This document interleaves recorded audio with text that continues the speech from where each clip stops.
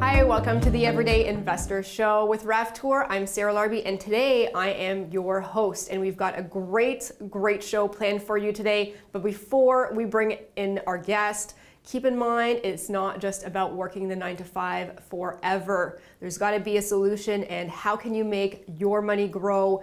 How to make more money is really the key of this show, and we want to teach you guys so that you can get out of the 9 to 5 grind.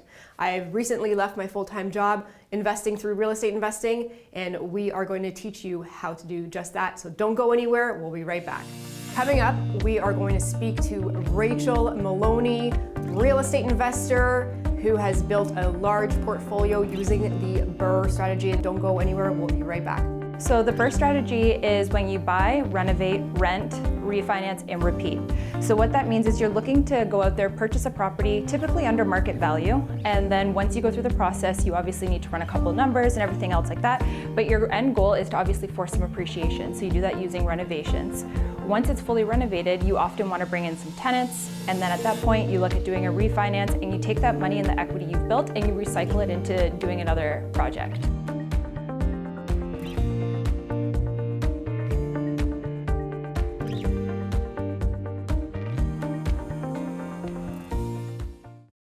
The mortgage world has changed. Has your advice? Are you looking for a modern approach to your mortgage planning process? Advice tailored to your unique, ever-changing circumstances? Whether you're upsizing, downsizing, purchasing, or refinancing, the Kyle Ford Mortgage team works with individuals and companies to custom tailor the right mortgage product for you. Working with a wide selection of lenders, we're here to serve our clients and help them achieve their real estate and retirement goals. Contact the Kyle Ford Mortgage team today, Canada's mortgage choice.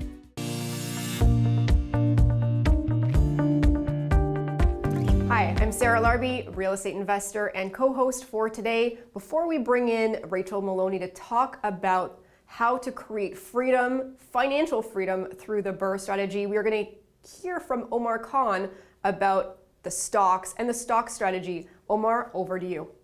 Thanks, Sarah. Omar Khan, guys, here with Beta Trading, weekly market update. The markets have been doing poorly in September and thus far in October. And the main concern right now that the markets are concerned about and the economy in general is supply chain. That's the word of the day, or words of the day. So supply chain constraints. You guys have probably seen it when you look at buy something, maybe a piece of electronics, a car. There is an issue getting the products that the consumer is asking for. This is causing a bit of an issue when it comes to earnings for some companies. This is kind of dragging the market down. But let's see how corporate earnings coming in. They're starting to come up in October, so let's see how they come in. And from there, we'll gauge how the rest of the year will do. I'm pretty optimistic. I think a lot of the companies, especially the software and tech-based companies, are going to do pretty well. But let's see. Back over to you, Sarah. Thank you, Omar. That was awesome. Raechel, I'm excited to have you today. Welcome. Thank you. I'm excited to be here. So you are an inspiration to me, you are inspiration to a lot of us, and you've really built a great portfolio using the BRRRR strategy and created financial freedom for your family. Walk us through, a little bit of what your investment portfolio looks like today. So if you talked to me a year ago, we'd say we have nothing. So we're running with about 2 properties at the time, and literally from January to now, we've scaled up to 72 doors. 72 doors in such a short amount of time. How is that possible? We really focus on obviously implementing the BRRRR strategy, but I've been really fortunate that my partner Ryan and I have collaborated with a really good friend of ours who's really helped us grow and think bigger and larger and start using these strategies and different opportunities that come our way that we just never thought were possible. So about a year ago, we'd be we were at a low, and this year we could both retire if we want. That's amazing. In a matter of a year, I mean, that's rare, but using the BRRRR strategy, what is the BRRRR strategy? So the BRRRR strategy is when you buy, renovate, rent, refinance, and repeat. So what that means is you're looking to go out there, purchase a property, typically under market value, and then once you go through the process, you obviously need to run a couple of numbers and everything else like that, but your end goal is to obviously force some appreciation. So you do that using renovations. Once it's fully renovated, you often want to bring in some tenants, and then at that point you look at doing a refinance, and you take that money and the equity you've built and you recycle it into doing another project. Absolutely. It's one of my favorite strategies. I think it is a way to do it faster. Of course, there's pros and cons to it, but essentially, let's break it down just for people at home to really get an idea. So let's take buy, for example. What are some of the tips that you can suggest to somebody at home right now listening on how to buy a proper deal for doing this strategy? Of course. So some of you may not know this, but I'm also a real estate agent. So when we're out looking at properties, you want to look for things that might be a little dated, a little distressed. So when you're looking to really force some value and appreciation and renovate, you need to look for opportunities where you can do that. So we're talking dated kitchens, we're looking at updating bathrooms, maybe flooring. Like everyone loves a grandma special. You walk in and there's carpet everywhere, you got wood paneling, you have tiles tiles everywhere, sometimes on the countertops. So those are the types of properties that you want to look for. And you also want to look in areas where you're sort of purchasing below that market value, like the market standard market value, and you want to look for opportunities so that you can force it up and above or bring it to market value. Absolutely. They say you make your money on the buy often. I mean, it's not always the case, but often is the case. What are you seeing in the market these days, in 2021? I mean, it's obviously a little bit harder than maybe it was 5 years ago. Yes. So it's been volatile, like not in a bad way, but right now, because there's such an inventory shortage and there's such a high demand, everybody is looking to put their money into real estate right now. That's what saw essentially the highest returns on anything out of any market that you play, whether I don't want to get into it, but like stock market, this, that, and the other. There's so many different facets that you can invest in, but real estate really saw one of the largest jumps that we've seen in a very long time this year. So areas that, typically we run our appreciation on about 5%, that's like a comfortable, very level market. Whereas this year we saw markets appreciate by like 30% in certain areas. You go to the north and it was insane. So that on average saw about 30%, and then we go kind of south, we're talking Niagara region, they saw anywhere from 15 to 20% in certain markets. So this year, it's been a bit challenging to find the deals, but they still exist. But those who took action during COVID really excelled. So at the beginning half of 2021, people who took action really saw the benefits and rode that appreciation because the market is a little inflated right now. And I think we all know that. Yeah, absolutely. I mean, I just look back and when I was starting to do the BRRRR strategy back in 2013, 14, 15, I was able to do them successfully with single families. And now you've got to actually think outside the box. How do you take something and convert it, duplex it, triplex it, add an additional dwelling unit? Well, that's another thing too. You want to look for opportunities that you can add additional doors, additional units. People are starting to talk about garden suites, so are we looking at large lots? Like you kind of have to think outside the box now because like you said, single family doesn't work in every market. It still works. You just have to be prepared to drive maybe 3 to 4 hours. So it's not really working in the Golden Horseshoe area right now in the Tri-Cities, but like you said, you just got to find unique ways where you can add extra opportunities to bring in some revenue from a rental perspective. Absolutely. And what are some of the main ways that somebody can find deals? I mean, obviously through a realtor like yourself, but what are some other ways? Yeah, so obviously MLS is where people get the most exposure. That's publicly shared. You also have wholesalers. So start networking with a couple of wholesalers where they can bring you these off-market opportunities. I would say wholesales have become just as active as MLS these days just because so many people are looking. And I mean, you're almost paying MLS pricing, but they're really, really, really great if you can get in there ahead of time and kind of get that good relationship going with them. Door knocking. Door knock for dollars. You can go find your own opportunities. Opportunity doesn't always just come up and you can't sit and wait. So sometimes you have to go knocking for those. Are you doing a project? Go knock on the neighbors. Go 4 to the left, 4 to the right, and go 4 to the front and 4 to the back. You never know who else might be looking to sell.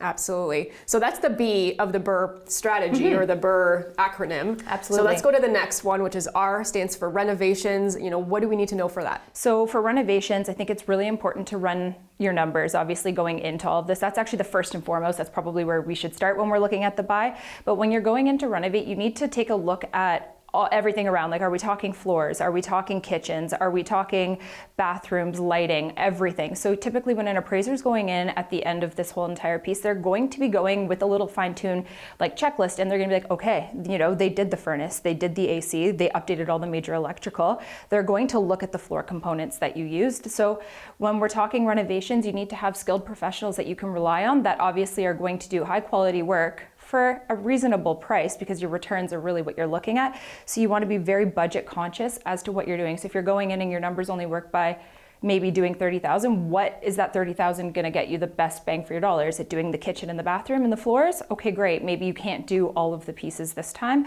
but it's really just going in mindfully, maybe bringing that contractor in and telling you what has to be done right away. Absolutely. Contractor on the team is going to be critical. A BCIN designer, somebody that just the drawings and the permits, and if you're doing any types of conversions, is probably somebody you want to have on your team at that stage as well, or find them before, but you're going to bring them in at that stage. And there's lots of pros and cons. There's lots of things that can happen right in the reno stage, just like any other stage. Absolutely. What are some things, maybe some risks to account for, to watch out for? Absolutely. So you always want to look at the plumbing, old cast iron stacks. Like there's things that can come up left, right, and center. Even the water mains, like we've had people where the road to the house where things have come up, and you always have to have like that 10%. I always say budget an extra 10 to 20% because you never know what could happen. So if you come in below that 10 to 12 like excess, then you've won. You beat whatever could come your way, but there are always challenges. Electrical could happen.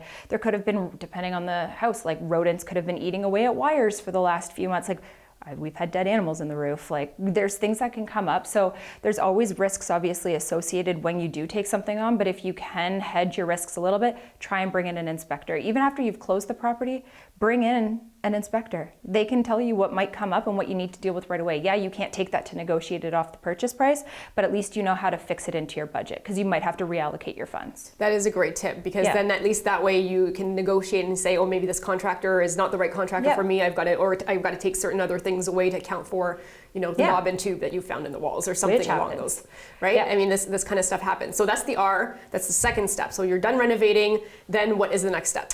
Sorry, we're gonna go buy, rent. renovate. I was like, where are we? Rent. So tenants like nice things. So what happens is you're obviously going to start going through that vetting process. Before you do all your renovations, this is another thing that we would take into consideration. What are the market rents in that area?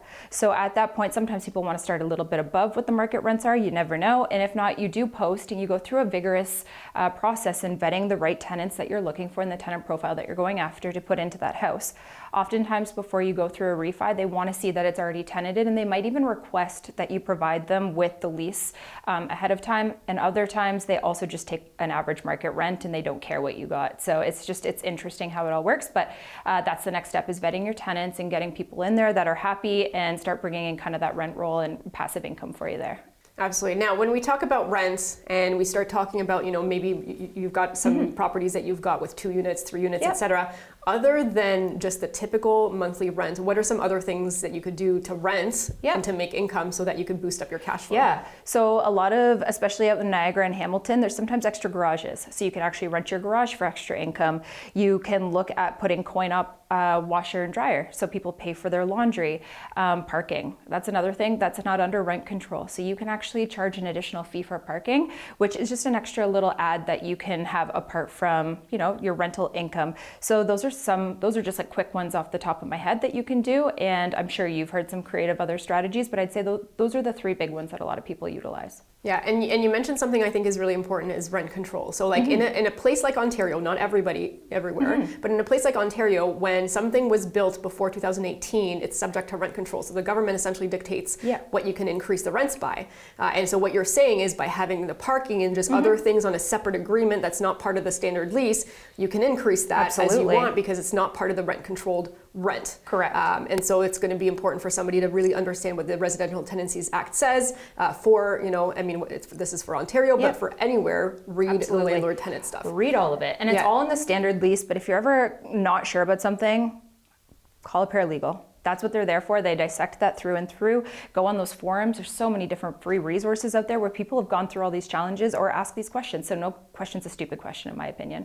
Absolutely. So now you've got tenants, you potentially have, first and last month. So you've got some money coming in after spending a ton on the reno and everything like that. And so the next step, the refinance step, what does that entail? So the refinance is the big piece that really, this is why people do what they do.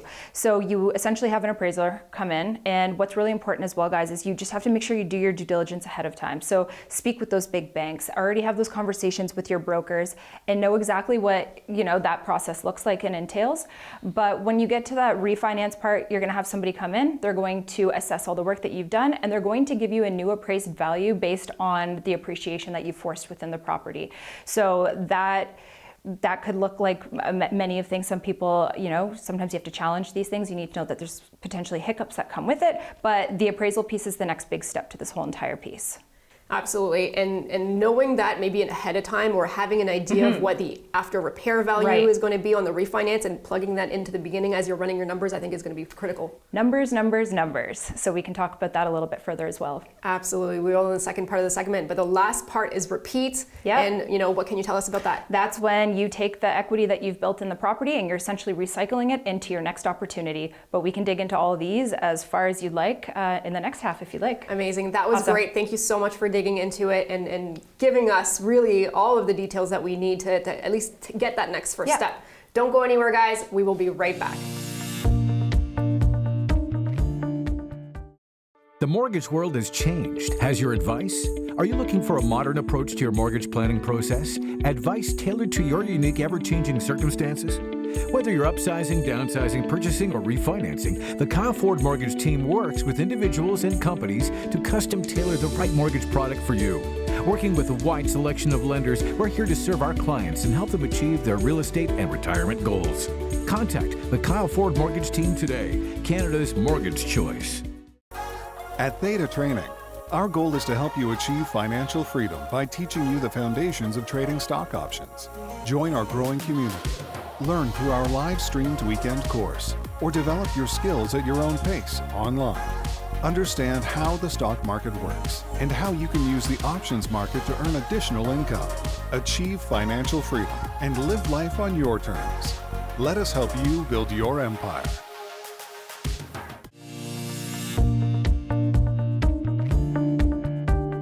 Welcome back. It is Sarah Larby, and we are talking today about financial freedom through the BRRRR strategy with Raechel Molony. But before we bring back Raechel, Kyle Ford, Mortgage Minute. Kyle, over to you. Are you looking to buy an investment property and you're not sure where to source the down payment from? You may be sitting on it. Many investors find the first source of their down payment for their first investment property from the equity in their current home. The number one objection I hear is, well, then my monthly payment is going to go up. A couple things.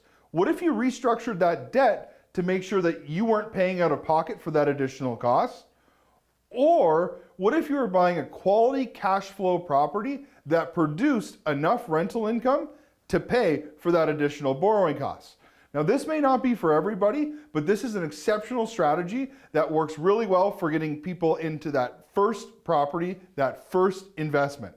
If you're looking for a customized solution that would work for you, reach out to myself and the Kyle Ford Mortgage team. Thanks, Kyle. That was awesome. Raechel, let's dissect one of the deals that you've been working on and that you've completed. What deal are we talking about? So we're going to talk about a property that we acquired. We bought it actually last October, closed on it in January, out in Port Colborne. Port Colborne. Yeah. That's interesting, because we hear a lot of people going out in the Niagara area, into the Welland area, and then so what's happening in Port Colborne these days? So Port Colborne, it was a bit of a wild card. I'll be totally honest with you.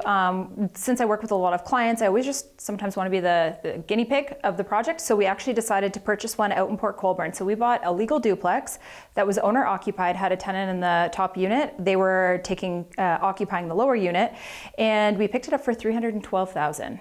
That's very good. Yeah. Not that long ago. No, not that long ago at all. So, I mean, at the time, people probably thought, ooh, it's like a little bit expensive, but we'll talk about why we were comfortable with paying that price. But yeah, literally just a couple months ago, really. So a 2-unit, owner occupied, meaning he's going to move out. You're going to at least have one vacant unit, which in Ontario is good because then we can reset rents back to market. And you bought it for $312,000. Where did you even find it? Was it on the MLS? It was honestly on the MLS, and it was sitting there for like 45 days. And I like to sometimes do like a reverse search when I'm looking for properties. And I was like, let's look at all the old ones. So one of actually our joint venture partners also he's like, this is on my radar. Let's take a look at it. And I was like, perfect. We did. And sure enough, they were actually going to provide vacancy of the whole entire building on closing. So nobody really took the opportunity to dig any further. So we got an entirely vacant duplex. So do you think it didn't sell beforehand because there was already a tenant in there?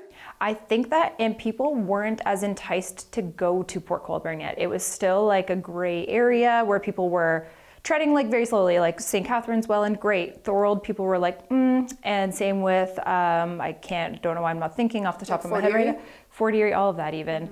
But everyone was a little like edgy, and we were like, let's do this. Okay, all right, so you're the guinea pig, you bought it for $312, you got it vacant, which in Ontario, vacant possession is always what we love. You can't always get it. It's not the unicorn. You know, but once in a while you Yeah. get lucky, and that just means that, you know, maybe somebody's been living there for 10 plus years, paying $500-600 a month when regular rent is, you know, 2-3 times as much. Absolutely. So essentially your purchase price was $312. How much did you have to put down? So we obviously had to put the 20% down plus our closing costs. So we'll just do simple math, but we're looking at about $70,000. Okay, so $62,500 for the down payment, Yep. about $5,000 roughly for closing costs, that Give or includes take. the legal costs, land transfer costs, Yeah, it was appraisal, all Yep. that good stuff, right?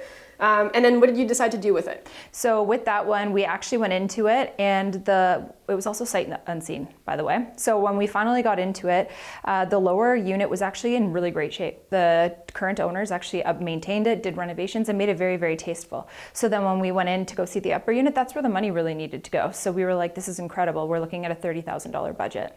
That's awesome. And sight unseen, I mean, some of us do that, but it's also very risky. There are some risks Absolutely. to that. What could be a risk of doing something sight unseen like that? It could look nothing like the photos. It could have structural issues. It could have like a magnitude of problems. But we're really, really lucky that we do work with somebody who's very, very experienced, who's ready to take on. So he has a high risk tolerance. So he's ready to take on any issues that come our way. We just obviously allocate a buffer. But this one was like, wow, why wasn't this picked up sooner? That is interesting. Sometimes you get the diamonds in the rough and like just everybody overlooks them and just doesn't think that it's a good deal. But it looks like you could have made like some money right on the purchase price. Absolutely. Okay, so then your renos. Yeah. What did you do for the renos? So the upstairs, all we did was add some new appliances because they were just like older appliances. We painted the entire house, added some like new laminate flooring upstairs. The exterior was already phenomenal. So it was literally just like bringing it back to life. Painted the whole entire house, very, very minimal. So cosmetic really. Okay, so cosmetic renos, you're taking a legal 2-unit already, so you don't have to go with this, you know, the permit application in the Right. city, keeps it a little bit easier. And how much were the renos? The renos were about $30,000. We obviously worked in some of our closing, like our holding costs and such with that, but we're looking at about $37,000 from start to finish in terms of like holding and construction. Okay, and holding costs, what does that mean?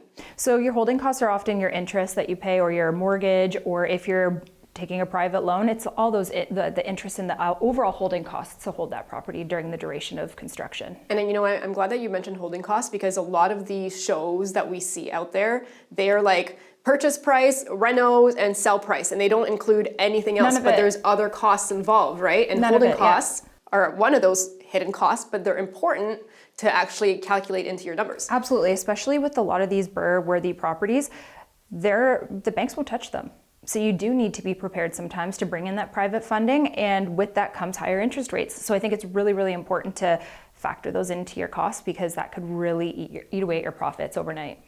Absolutely. So your renos were about $37,000 altogether, and then what's the next step? So the next step would essentially be rent. Yep. So what did that look like? So we brought that in 1650 and 1650. So 16 obviously upper and lower. I'm terrible at quick math, but I'm thinking we're at 3,200, 3,300 for rent there. So we just right away we got everybody in, and we were very, very actually content with the rent that came in at that price point during that time. Amazing, amazing. And what's your cash flow on the rent? The cash flow on the rent is about $11,000 a year. Okay, and that is after the appraisal. Let's talk about the refinance. How did that happen? So the refi was the big, like we were in awe. So we obviously had someone come in, do the appraisal, and it came in at $496,000. In Port Colborne. Port Colborne. That's awesome. That's awesome. So are there any tips or things that you could maybe offer on how to do an appraiser or an appraisal? Like, are there certain things that you want to ensure that they have maybe access to, or you know, like how do you make sure that your appraisals are as good as possible? So it's been a little unique, obviously, through COVID, because a lot of times they were relying on us either as the owners or as an agent or whatever that may be to go in and take all these photos. So we've been a bit lucky, but you always want to make sure the house is clean. make sure the lights are on. Sometimes people send a nice little portfolio to the appraiser ahead of time, letting them know this is what we did, this is the scope of work, this was the budget that we put into it. And they run through absolutely everything that they did so that they can show as much value as possible so that the appraiser can take that into consideration when they're giving them an evaluation. Absolutely. And just out of curiosity, what would happen if somebody gets an appraisal back and they are not happy with that? What are some options that they can do? It happens. You can challenge them, or you can ask, what can you do to boost that up a little bit more? Because maybe you didn't replace the kitchen. Maybe you didn't do the flooring. Maybe it's as simple as putting an extra $7,000 into it to net yourself an extra $15,000 out of it at the end of the day. So you always got to kind of like weigh the pros and cons, but you can challenge an appraisal. You can work with like a real estate agent. A lot of times they'll give you an opinion of value and provide you with some comparables that you can build a bit of a case as to why you deserve a little bit more on that appraisal. Yeah, absolutely. You know, in the past, I've had to fight a couple of them. They didn't go in, and I'm like, well, you know what? Let's reconsider using these comparables, and luckily they did. So it's not the end of the world, but you know, you can definitely challenge it, like you said. So you've got a great appreciation after repair value of $496,000. You mentioned your cash flow is $11,000. Yep. That's after with your new mortgage. Is it fair to assume that you had a private mortgage, yes, and then you transferred out to a regular, correct, A or B lender? Yeah, we absolutely did. We literally just refinanced that one, I think about 2 months ago. So yeah, we went from private and brought it into, essentially, we do some unique financing, so it could get complicated, and I'm happy to connect with somebody one-on-one on what that looks like. But essentially, yes, we kind of brought it into more of an A lender. Okay, all right, awesome. So let's look at those numbers then. So like now it's done. You've got your refi, your ARV after repair value is awesome. You're getting your cash flow. Moving forward, so after year one, you're going to get your natural appreciation. You're going to get your mortgage paid down. So what's the natural appreciation? So we run it very conservatively, even though we've seen so much inflation over the last year, months, weeks. It feels like sometimes we do run everything at about 5% appreciation, just so that we're not fluffing our numbers. And the bank wants to see something a little bit more conventional, so they want to see that you're being true to essentially CMHC standards and what they sort of put out there. So we run it very conservatively at 5%. Okay, all right, awesome. So 5% appreciation, then you've got your forced appreciation of $142,000, which is essentially your after repair value minus your purchase price, minus the cost that you put into it. And so your annual mortgage pay down, what is that? $9,600. Okay, so every single year, your principal portion of the mortgage gets paid down by not you. Nope. Right? The tenants. The tenants. Yep. So you're essentially out of, you've got your money back. So what's your ROI? So for this one, it was an anomaly. We did very, very well with this particular one. So we actually got an infinity return. And what that means is we actually got our money back plus some. We actually made an extra $22,000 off this particular deal. And then we're going to continue to see those returns as the tenants pay down our mortgage year over year. Absolutely. So it essentially keeps becoming infinity return because you don't have any of your initial money left into it. And that's awesome. And congratulations on that. That's a slam dunk deal. But I will say, if you're listening to this at home, it's not always going to be the case, correct? Right? So walk us through, maybe what somebody can expect on not just Port Colborne, but just other areas in general. I feel like it's a little bit different for absolutely everybody. Some people, they say stocks gives you about a 6% return, so some people want to double at least that. So they're looking at anywhere from 12 to 100 plus, and it really depends on the risk level, what the level of work that people want to do. But I think that it really varies on what people's goals are with real estate investing moving forward. But I would say on average we're seeing 30 to 100+% back. Percent ROI. of return on investment. Yeah, return on investment, sorry. Yeah. All right, that's awesome. So that includes the natural appreciation, the mortgage pay down, and then whatever else that you forced, plus your cash flow and whatever else you forced along the way. Yeah. And we'll see how it all changes as this crazy world has unraveled a little bit. I think that we're going to still see things creeping up, but with that, same with your after repair value. So it'll be interesting to see, what types of returns people are seeing moving forward. Absolutely. I love this strategy. It's the strategy that helped me get to where I am. It helped you get to where you are today. And it's a lot faster than just buying a property and putting a tenant in there and then just waiting until, the 25, 30 years for them to pay it down. It's really forcing that to that next level. So what's next for you? Well, I'm just going to keep going forward. I'm going to start doing some unique opportunities and joint ventures with some short-term rentals. I really want to start getting into that vacation market, so that's something that I'm going to look at doing, and potentially some commercial and development. That is amazing. And if somebody at home is listening to you and want to reach out to you and find out more, or potentially have you help them find a BRRRR deal, how does that work? Absolutely. They can email me. It's Raechel@rmrealtygroup.ca. And you can also reach out to me on social media at RaechelRoggs_realtor. Amazing. Thank you so much for being on the show. Thank you for tuning in again this week. And don't forget, same time, same day, Sundays at 10:30 next week. If it wasn't for you guys, we wouldn't have a show. So thank you for tuning in. Until next week. See ya.